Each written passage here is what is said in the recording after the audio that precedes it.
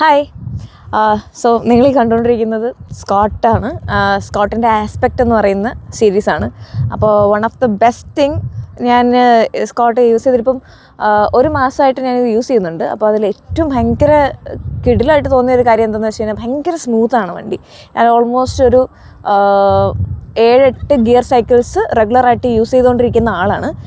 But Scott is something really different. Of course ഇതൊരു അടുത്തൊരു ലെവലിലോട്ടുള്ള സൈക്കിളാണ്. So first of all thanks to റാൻക്രോസ് ഈ ഒരു സൈക്കിൾ സജസ്റ്റ് ചെയ്തതിനും ആൻഡ് ബാക്കി കംപ്ലീറ്റ് കാര്യങ്ങൾ എനിക്ക് ചെയ്തു തന്നതിനും.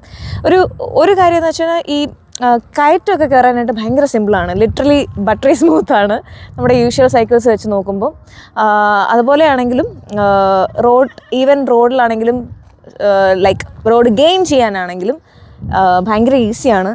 പ്ലസ് നമ്മൾ 7 ഗിയേഴ്സ് ഇട്ടിട്ടുള്ള സൈക്കിൾസ് യൂസ് ചെയ്യുമ്പോൾ പ്രത്യേകിച്ച് അധികമൊന്നും ഇല്ല, ഗിയർ ജസ്റ്റ് ഒന്ന് ഷിഫ്റ്റ് ചെയ്യാന്നുള്ളതേ ഉള്ളൂ. ഏതാണ്ട് അതുപോലെയാണ്.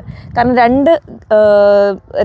രണ്ട് ഗിയർ പ്ലസ് ബാക്കി 9 ഗിയേഴ്സാണ് ഉള്ളത്. അപ്പം അതിൽ ജസ്റ്റ് 1 and 2 മാത്രം ഷിഫ്റ്റ് ചെയ്യുന്ന ഒരു ഇത് മാത്രമേ ഉള്ളൂ. അപ്പം ഇറ്റ്സ് ഓൾമോസ്റ്റ് ലൈക്ക് ഒരു 7 ഗിയർ ചേഞ്ച് ചെയ്യണ പോലെയാണ്. അപ്പം ഭയങ്കര ഈസിയാണ്, ഹാൻഡിൽ എളുപ്പമാണ്, ലൈറ്റ് വെയിറ്റ് ആണ്, മൊത്തത്തിൽ കിടിലാണ്. എനിക്ക് ഓൾസോ ഇതിൻ്റെ ഈ സിൽവർ കളർ, ഈ ഒരു ടോൺ ഭയങ്കര ഇഷ്ടപ്പെട്ട ഒരു കാര്യമാണ്. ബാക്കി അങ്ങനെ ഈ ഒരു ഷെയ്ഡ് അങ്ങനെ എല്ലാ സൈക്കിൾസിലും കിട്ടാറില്ല. So I M super happy ഈ ഒരു സൈക്കിളിൽ കിട്ടിയതിലും. അതെടുത്തത് ഭയങ്കര ഒരു റൈറ്റ് ചോയ്സ് ആയിട്ട് തോന്നുന്നുണ്ട്.